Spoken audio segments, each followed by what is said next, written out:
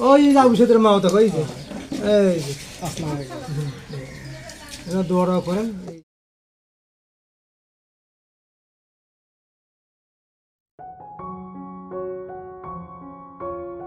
2025 সাল চলে এসেছি শহীদ আবু সাইদের বাড়িতে। দর্শক মণ্ডলী, এখন আমরা শহীদ আবু সাইদের বাড়িতে প্রবেশ করছি।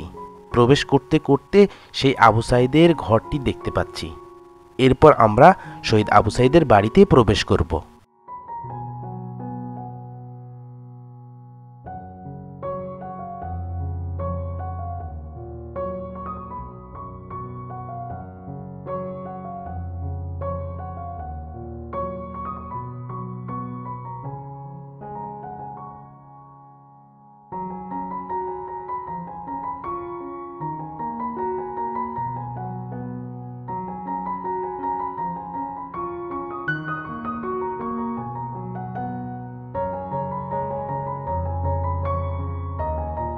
প্রিয় বন্ধুরা আমার, আমরা এখন শহীদ আবু সাইদের বাড়িতে প্রবেশ করছি।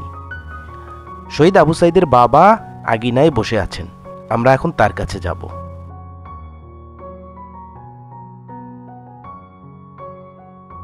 যারা অনেক আগে শহীদ আবু সাইদের বাড়ি দেখেছেন, তারা আজকে 2025 সালে শহীদ আবু সাইদের বাড়ির বর্তমান অবস্থা দেখতে পাচ্ছেন।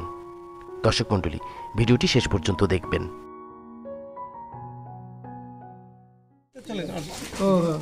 ওই যে আবু সাইদের মা তো কইছে এই যে আসসালামু আলাইকুম এরা দোয়া করেন। এই খুবই দুঃখ বুঝলেন, এটা ছিল এয়া করলো। এই বাবা তুমি না বুঝো তো, তুমি এটা তো দাও না না, তোরা খুব অসুস্থ হওয়ার কারণে লোকটা আমি হারে না চাকা নয়, কিন্তু ব্যথা এলে কিন্তু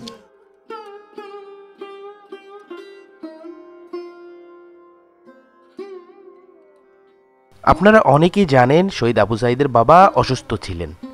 তিনি প্রথমে রংপুর সামরিক হাসপাতালে এবং পরবর্তীতে হেলিকপ্টার যোগে ঢাকায় যান এবং ঢাকায় সামরিক হাসপাতালে ভর্তি হন এবং সেখান থেকে ফেরত আসেন। বর্তমানে তার শারীরিক অবস্থা কিছুটা উন্নতি হলেও একেবারে সুস্থ হননি।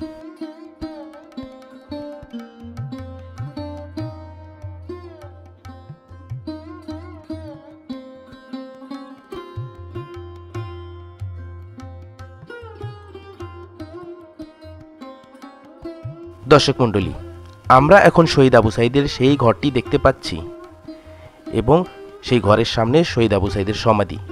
শহীদ আবু সাইদের সমাধি পাকা করার কথা ছিল, কিন্তু এখনো পাকা করা হয়নি।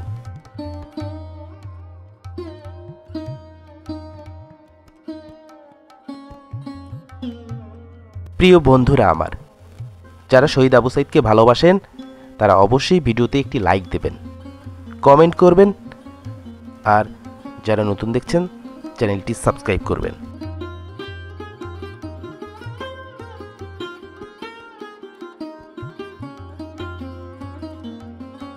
শুধু শহীদ আবু সাইদ না, দেশের জন্য যারা শহীদ হয়েছেন সবাইকে জানাই বিনম্র শ্রদ্ধা।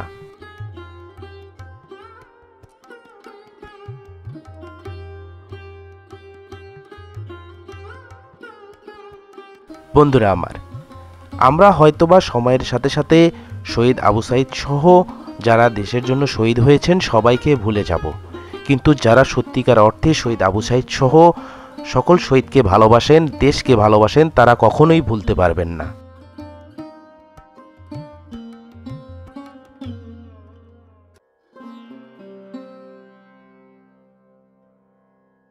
সুপ্রিয় দর্শক মণ্ডলী, ভিডিওটি শেষের দিকে, শেষ হওয়ার আগে দুটি কথা বলবো আপনাদেরকে। শহীদ আবু সাইদ সহ যারা দেশের জন্য শহীদ হয়েছেন তারা নতুন একটি দেশ আমাদেরকে দিয়ে গেছেন। আমরা এই দেশকে গড়ব, এ দেশকে আমরা বিনির্মাণ করব, দেশকে এগিয়ে নিয়ে যাব, এটিই যেন আমাদের একমাত্র চাওয়া হয়।